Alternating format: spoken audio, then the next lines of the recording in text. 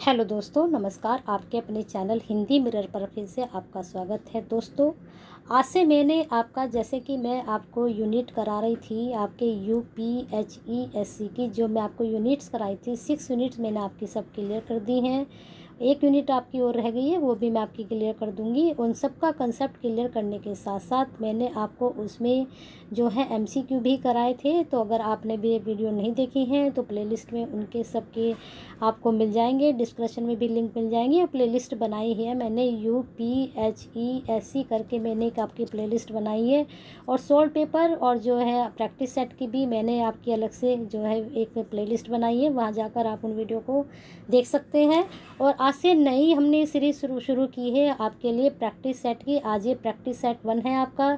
इसमें आज मैंने 97 क्वेश्चंस लिए हैं और जितने भी आपकी 6 यूनिट हैं उनमें से सबसे मिले जुले प्रश्न यहाँ पर मैंने लिए हैं। और ऐसे ही मैं आपकी day by day practice set बनाती जाऊँगी और आप उनको जो है सॉल्व करना अपने ऑनलाइन भी यहीं पर।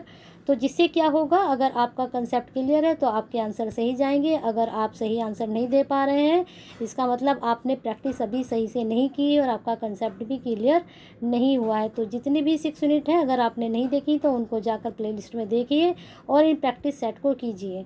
ठीक है, अगर वीडियो पसंद आती है तो ज़्यादा से ज़्यादा लाइक एंड शेयर कीजिए। और ये जो प्रैक्टिस सेट का 1 मैंने आज आपके लिए लेकर आई हूँ, इसके बाद फिर 2 ऐसे ही डे बाय डे करते जाएंगे और जिससे आपकी जो है प्रैक्टिस अच्छे से होगी। जैसा कि आपको पता है कि TGT PGT UP की जो है डेट आ चुकी है 8 अगस्त के आसपास, लेकिन आपकी भी डेट जल्दी ही डिक्लेयर होने वाली है, इसलिए आप भी अच्छे से प्रैक्टिस कर लीजिए जब तक आपका पेपर आए। चलिए शुरू करते हैं। पहला प्रश्न है, उत्तरी ध्रुव पर पहुंचने वाले प्रथम व्यक्ति थे। तो इसमें बताना है प्रथम व्यक्ति कौन थे। तो रॉबर्ट पियरी जो है उत्तरी ध्रुव पर पहुंचने वाले प्रथम व्यक्ति थे। दोस्तों, वीडियो पसंद आती है तो ज़्यादा से ज़्यादा शेयर कीजिए, लाइक कीजिए। और जो दोस्त आज ही चैनल से जुड़े हैं वो चैनल को जो है सब्सक्राइब जरूर कर ले, बेल आइकन को हिट कर दें, जिससे नए वीडियो के नोटिफिकेशन टाइम से मिलते रहें। चलिए दूसरा प्रश्न, माउंट एवरेस्ट पर चढ़ने वाली प्रथम महिला जुनको तोबई किस देश की है। अच्छा प्रश्न है, जरूर नोट डाउन करें। तो डी का आपका जापान हो जाएगा उत्तर। चलिए हम सीधे सीधे आंसर बताएंगे क्योंकि 97 आपके प्रश्न हैं, वीडियो बहुत लेंथी हो जाती है। फिर ज़्यादा प्रश्न में मैंने सोचा कि कम टाइम में मैं आपकी ज़्यादा प्रैक्टिस करा सकूँ, ज़्यादा प्रश्नों की। ठीक है, चलिए तीसरा प्रश्न, संयुक्त राष्ट्र महासभा की प्रथम महिला सभापति कौन बनी थी। यहाँ पर बताना है आपको कौन बनी थी। तो आपकी जानकारी के लिए बता देते हैं, संयुक्त राष्ट्र महासभा की प्रथम महिला जो बनी थी वो विजयलक्ष्मी पंडित बनी थी। चलिए अगला प्रश्न, भारत का प्रथम लोकसभा अध्यक्ष कौन था। बहुत अच्छा प्रश्न है, नोट डाउन जरूर करिए इसको। अगर आपको पता है तो कोई बात नहीं, अगर नहीं पता तो नोट डाउन करिए इसको। तो 4th का आपका उत्तर हो जाएगा ए, JV मावलकर। ठीक है, मावलंकर। ठीक है, प्रथम महिला न्यायाधीश कौन थी। प्रथम महिला न्यायाधीश हमेशा पूछे जाते हैं, प्रथम अंतिम ये सभी में पूछे जाते हैं प्रश्न। तो 5वें का आपका हो जाएगा ये, फातिमा बीबी प्रथम महिला न्यायाधीश थी। भारत की प्रथम महिला IAS अधिकारी कौन थी। ठीक है, इसे बताना है IAS अधिकारी कौन थी भारत की प्रथम। तो 6 का आपका उत्तर हो जाएगा C, अन्ना जॉर्ज। ठीक है, चलिए आगे चलते हैं। भारत का प्रथम बायोस्फीयर रिजर्व कौन सा है। कितने अच्छे प्रश्न हैं, शायद आपने पढ़े होंगे, नहीं पढ़े हैं तो ज़रूर नोट डाउन करिए इनको। तो 7वें का आपका हो जाएगा ए, नीलगिरी। भारत का प्रथम बायोस्फीयर रिजर्व कौन सा है, नीलगिरी। सबसे बड़ा महाद्वीप, ये तो मोस्टली सभी को पता है, सबसे बड़ा महाद्वीप कौन सा है, कौन सा है, एशिया। एशिया का जो महाद्वीप है सबसे बड़ा महाद्वीप है। सबसे बड़ा महासागर, ये बहुत छोटे मतलब आपको लग रहे हैं प्रश्न, आपको अगर याद नहीं है तो आपका रिवीजन हो जाएगा क्योंकि ये प्रश्न आप लोग मोस्टली सभी पढ़ चुके हैं, लेकिन कुछ छोटी छोटी चीज़ें जो हैं हम भूल जाते हैं। तो आपकी जानकारी बता दें, प्रशांत महासागर सबसे बड़ा महासागर है। क्षेत्रफल की दृष्टि से सबसे बड़ा देश कौन सा है। अब इसमें भारत का स्थान सभी को पता होगा, तो इसमें जो है 10वां है रूस। क्षेत्रफल की दृष्टि से जो सबसे बड़ा देश है वह रूस है। भारत कौन से नंबर पे आता है, अगर नहीं पता है तो पूछिए, अगर पता है तो बताइए कमेंट बॉक्स में। सबसे बड़ा द्वीप है, सबसे बड़ा द्वीप बताना है कौन सा है। तो 11वें का आपका हो जाएगा ग्रीनलैंड जो है सबसे बड़ा द्वीप है। दोस्तों, ये जो प्रश्न आपसे पूछे जा रहे हैं मैंने आपको भूगोल, इतिहास, सारा आपका संविधान, सभी मैंने टॉपिक आपको बहुत अच्छे से क्लियर किए हैं। और ये प्रश्न जो मैंने आपको भूगोल वाले कराए हैं, वहाँ भी ये प्रश्न था। सबसे छोटी नदी, सबसे बड़ी नदी, सब मैंने ये प्रश्न आपको भूगोल में, इतिहास में, जहाँ से भी गेम्स के भी आपको, खेल से संबंधित सभी मैंने आपको यूनिट करा दी है। आपकी एक सेकंड यूनिट बच रही है, वो भी मैं आपको जल्दी ही करा दूंगी। उसके भी 2 पार्ट में शायद वो आपको डिवाइड मिलेगी, और उसमें भी सारे प्रश्न आपके सॉल्व करवा देंगे। ठीक है, सबसे छोटी नदी बतानी है तो 12वें का आपका हो जाएगा सी, डी नदी। चलिए, भारत में खारे पानी की सबसे बड़ी झील कौन सी है? बहुत अच्छा प्रश्न आ भी चुका है ये। तो 13 का आपका हो जाएगा डी, चिल्का झील। और दोस्तों, साथ साथ मैंने आपको जो है, जो आपके ओल्ड क्वेश्चंस पेपर हैं, वो भी मैंने आपको सॉल्व करवाए हैं, तो उनको भी ज़रूर देखिए। ढोल सदिया पुल भारत का सबसे लंबा नदी पुल है, ये किस नदी पर बना है? ढोला सदिया पुल। तो 14 का आपका उत्तर हो जाएगा डी, लोहित नदी पर। ठीक है, भारत का सबसे लंबा नदी पुल है, यह किस नदी पर बना है? लोहित नदी पर। भारत का सबसे बड़ा गुंबद, गोल गुंबद कहाँ अवस्थित है, यानी कि कहाँ स्थित है वह? तो 15 का आपका हो जाएगा ए, बीजापुर में। बहुत अच्छा प्रश्न है, ये अक्सर पूछा जाता है। भारत का सबसे ऊंचाई पर बना बांध कौन सा है? तो ये तो सभी को पता है कि जो टिहरी बांध है वो सबसे ऊंचाई पर बना बांध है।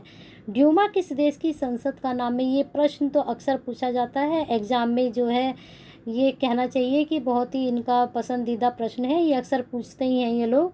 तो 17 का आपका उत्तर हो जाएगा ए, रूस। ड्यूमा क्या जो संसद है, किस देश की संसद है? ऑस्ट्रेलिया की संसद का नाम क्या है? ये भी प्रश्न आपसे पूछा जाता है। तो 18 का आपका हो जाएगा बी, पार्लियामेंट। जापान की संसद का नाम, ये भी, ये 3 प्रश्न, जापान की मुद्रा, ये तो प्रश्न ऐसे हैं, ये कॉमन प्रश्न है, इनसे तो आप उम्मीद लगा के रखें कि ये ज़रूर आते हैं। तो 19 का आपका उत्तर हो जाएगा सी, डाइट। ठीक है, ये प्रश्न तो मुझे लगता है जो कंपटीशन बच्चे देते रहते हैं उनको याद भी हो चुका होगा। जापान की मुद्रा का क्या नाम है? तो 20 का आपका हो जाएगा सी, येन। कनाडा की राजधानी क्या है? 21 का आपका ए, ओटावा। फ्रांस की मुद्रा का क्या नाम है? बताइए दोस्तों। 22 का ए। बहुत ही कॉमन से, आसान से प्रश्न आ रहे हैं, तो अगर जिनको नहीं आते हैं, कभी कभी हम आसान चीज़ भी क्या है भूल जाते हैं, या फिर हम नहीं पढ़ते हैं, छोड़ देते हैं। रिंगिट किस देश की मुद्रा है? तो रिंगिट जो मुद्रा है वह मलेशिया की है। इटली की राजधानी कहाँ है? बताइए दोस्तों, कहाँ है? तो 24 का आपका हो जाएगा बी, रोम। जकार्ता किस देश की राजधानी है? ये भी प्रश्न मोस्टली आता है एग्जाम में। बताइए जकार्ता किस देश की राजधानी है? तो आपका इसका उत्तर हो जाएगा सी, इंडोनेशिया की। चलिए आगे चलते हैं। सऊदी अरब की राष्ट्रीय भाषा क्या है? बहुत अच्छा प्रश्न है। 26 का आपका उत्तर हो जाएगा सी, अरबी। ठीक है, अर्जेंटीना की राष्ट्रीय भाषा क्या है? बहुत अच्छा प्रश्न है, जरूर नोट डाउन करें। 27 का आपका हो जाएगा बी, स्पेनिश। ब्लू बुक किस देश की आधिकारिक दस्तावेज है? ब्लू बुक किस देश की आधिकारिक दस्तावेज है? बताइए इसका उत्तर। इसका उत्तर हो जाएगा ए, यूनाइटेड किंगडम। ठीक है, अगला प्रश्न है, फ्रांस सरकार की आधिकारिक दस्तावेज क्या कहलाती है? कुछ बिल्कुल हटके प्रश्न है, शायद मुझे लगता है आप लोगों को लग रहा होगा कि प्रश्न बिल्कुल अलग है ये, लेकिन इस तरह के प्रश्न भी एग्जाम में पूछे जाते हैं। मैंने कहा ना, मैं आपकी सारी यूनिट के मिक्स करके जो है प्रश्न बनाए हैं, और ये प्रश्न आपके जो है, आप खुद को पता चल रहा होगा कि कौन सी यूनिट से संबंधित ये आपके प्रश्न बन रहे हैं। तो 29 का आपका हो जाएगा सी, येलो बुक। बहुत अच्छा प्रश्न है, इसको जरूर नोट डाउन करें। न्यूजीलैंड का राष्ट्रीय पशु क्या है? न्यूजीलैंड का राष्ट्रीय पशु पूछा है यहाँ पर। तो 30 का आपका हो जाएगा बी, कीवी। स्पेन का राष्ट्रीय चिन्ह क्या है? तो 31 का आपका हो जाएगा ए, ईगल। तुर्की का राष्ट्रीय प्रतीक क्या है? 32 का आपका उत्तर हो जाएगा बी, चांतारा। चलिए आगे चलते हैं। संयुक्त राष्ट्र की स्थापना क्या कब हुई थी? ये कॉमन प्रश्न है, कई बार मैंने ये आपके प्रैक्टिस सेट तो भी चले हैं, ये आपके जो मैंने पेपर्स यूनिट्स कराई हैं वहाँ ये प्रश्न काफ़ी बार मैंने कराया है। चलिए आगे चलते हैं, इसका उत्तर खुद से लगाइए। अंतर्राष्ट्रीय श्रम संगठन का मुख्यालय कहाँ पर है? यहाँ पर बताना है कि जो श्रम संगठन है उसका मुख्यालय कहाँ पर स्थित है अंतर्राष्ट्रीय का। तो 34 का आपका उत्तर हो जाएगा बी, जेनेवा में। ठीक है, कॉमन प्रश्न है, अधिकतर पूछा जाता है। विश्व मौसम विभाग संगठन का मुख्यालय कहाँ स्थित है? ये भी प्रश्न आप नोट डाउन करें। 35 का आपका हो जाएगा ए, ये भी जेनेवा में है। पेट्रोलियम निर्यातक देशों का संगठन ओपेक की स्थापना कब हुई थी? ये प्रश्न भी मोस्टली आता है आपका, इसको जरूर नोट डाउन करें। 36 का आपका हो जाएगा ए। वर्ष 1950 यानी कि 1949 में एशियाई विकास बैंक का मुख्यालय कहाँ है? ये प्रश्न भी काफ़ी अच्छा है और ये प्रश्न आपका मैं करा चुकी हूँ। कहाँ? जब मैंने आपकी यूनिट्स कराई हैं, आपकी यूनिट के कंसेप्ट क्लियर करके प्रश्न कराए हैं, तो 37 का आपका उत्तर हो जाएगा ए। मनीला फिलीपींस में। रोमन कोलिसियम कहाँ अवस्थित है, कहाँ स्थित है? 38 का आपका उत्तर हो जाएगा ए। इटली में। चलिए अगला प्रश्न देख लीजिए। क्राइस्ट द रिडीमर प्रसिद्ध आश्चर्य कहाँ अवस्थित है, कहाँ पर है ये? तो 39 का आपका उत्तर हो जाएगा सी। ब्राज़ील में। भारत का कौन सा धरोहर यूनेस्को की सूची में शामिल है? यहाँ पर ये 4 धरोहर दी गई हैं, तो ये बताना है कि कौन सी यूनेस्को की सूची में शामिल है। नहीं है, तो 40 का आपका उत्तर हो जाएगा डी। ये सभी, लाल किला भी, पश्चिमी घाट भी, रानी का बाव भी, ठीक है, ये सब यूनेस्को की सूची में शामिल हैं। हम्पी का स्मारक स्थल, बहुत अच्छा प्रश्न है, मोस्टली पूछते हैं इसके बारे में। भारत के किस राज्य में अवस्थित है, स्थित है?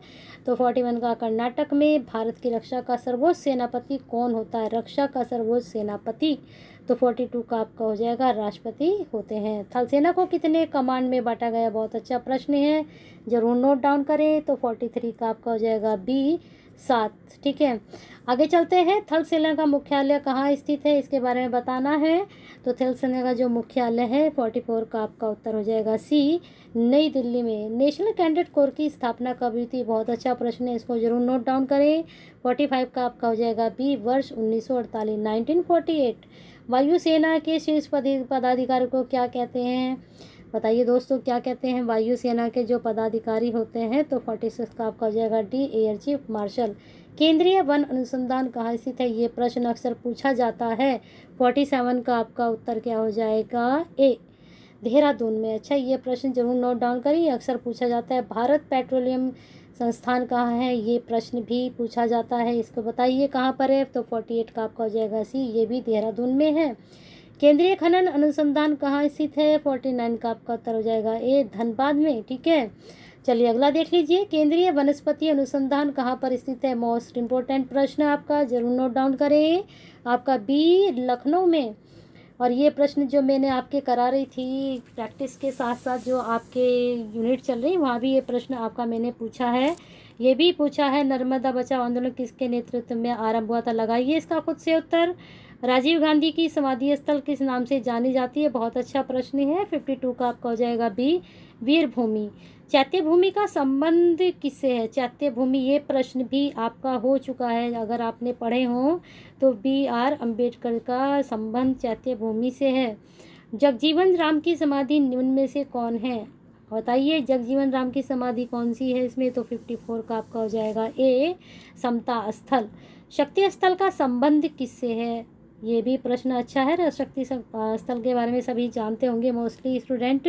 तो इसका है इंदिरा गांधी। काला झंडा प्रतीक का क्या अर्थ होता है? 56 का आपका उत्तर हो जाएगा सी, विरोध। काला झंडा अगर आप दिखाते हैं तो इसका मतलब आप किसी बात का विरोध कर रहे हैं।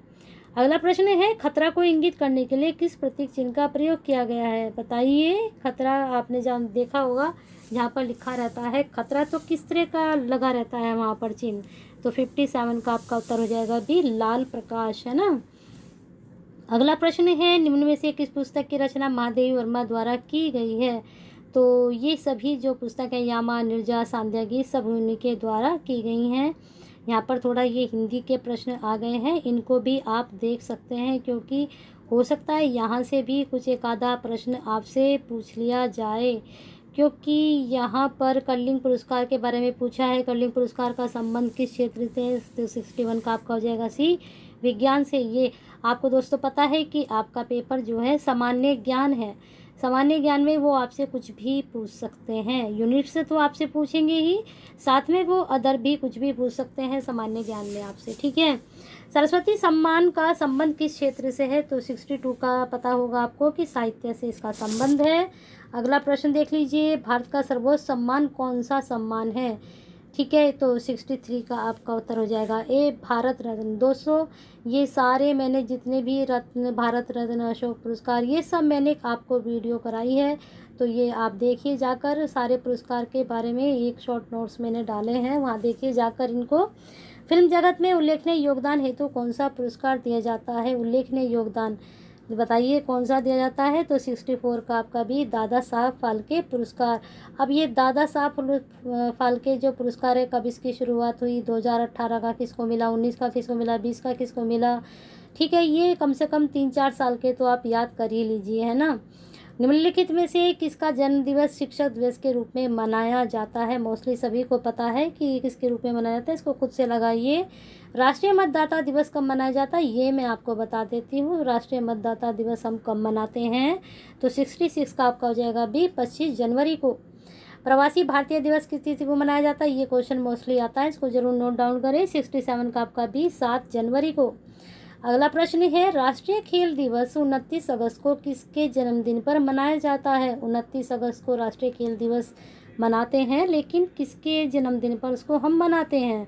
तो यह है मेजर ध्यानचंद जी के जन्मदिन पर। अगला प्रश्न है, विश्व पृथ्वी दिवस कब मनाया जाता है? मोस्ट इंपॉर्टेंट, जरूर नोट डाउन करें, ये आपके पर्यावरण से संबंधित प्रश्न है, आप ही को पता है। तो 69 का आपका हो जाएगा ये, 22 अप्रैल। अंतर्राष्ट्रीय योग दिवस कब मनाया जाता है? अभी अभी आप लोगों ने ये मनाया भी है, तो 70 का आपका हो जाएगा बी, 21 जून। अभी जस्ट आप लोगों ने मनाया था यह दिवस। चलिए आगे चलते हैं। जीडीपी का पूरा रूप क्या है, बताना है, इसकी फुल फॉर्म क्या है जीडीपी की?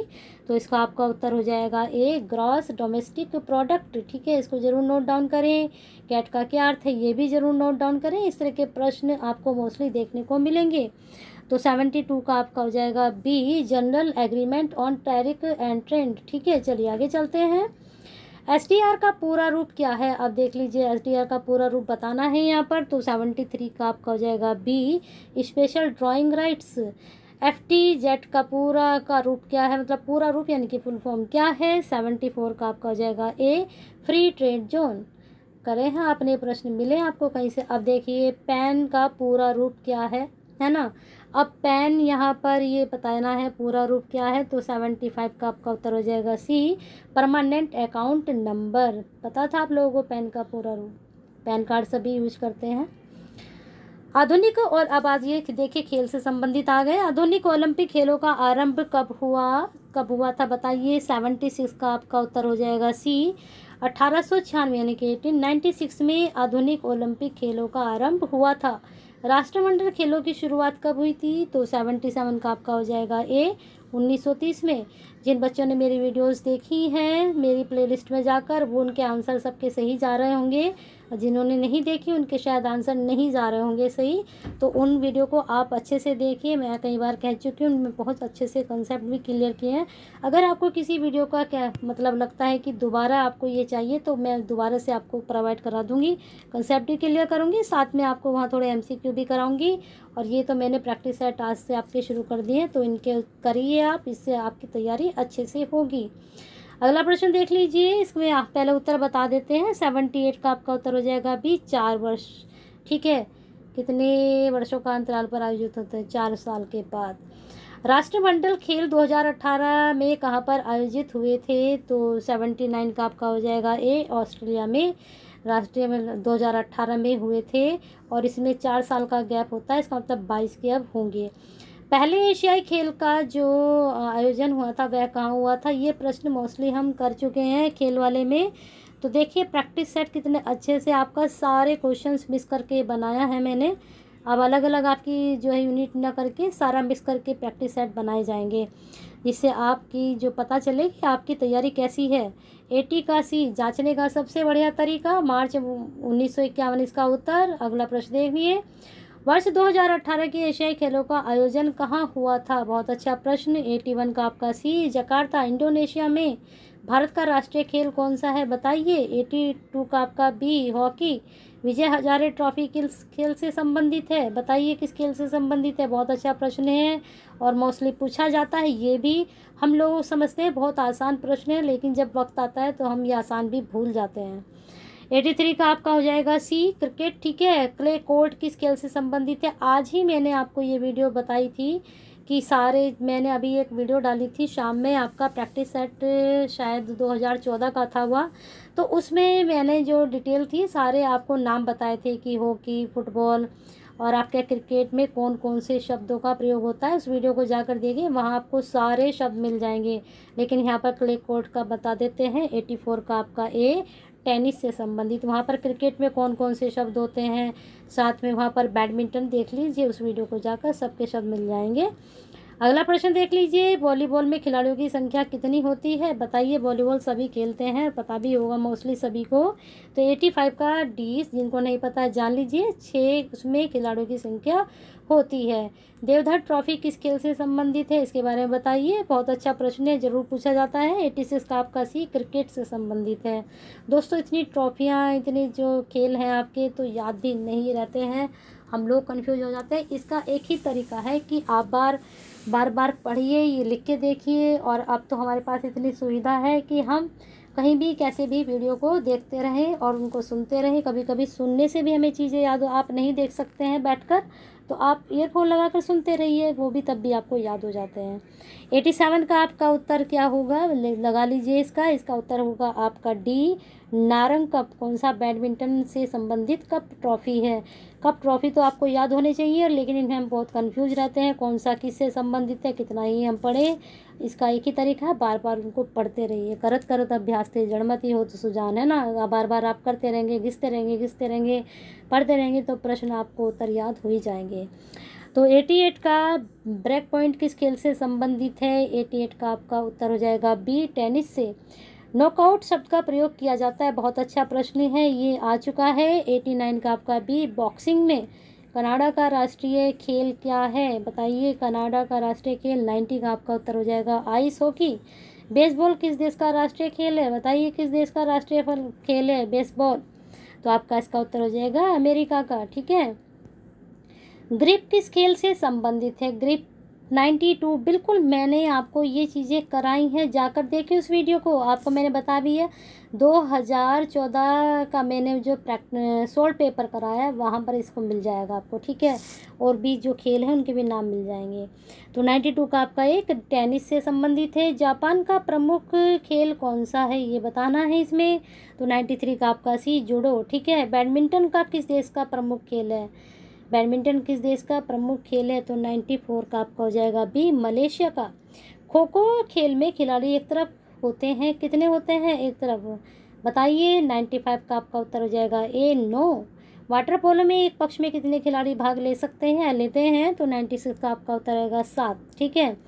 फुटबॉल में खिलाड़ियों की संख्या कितनी होती है, मोस्टली जो फुटबॉल देखते हैं उन्हें तो पता ही होगी कितनी संख्या, जो नहीं देखते हैं, नहीं खेलते हैं, उनकी जानकारी के लिए बता देते हैं, 11 होती है। इस प्रकार से आपके ये 97 प्रश्न पूरे हो चुके हैं। प्रैक्टिस सेट 1 कंप्लीट हो चुका है। पसंद आया है तो करिए ज़्यादा से ज़्यादा लाइक एंड शेयर।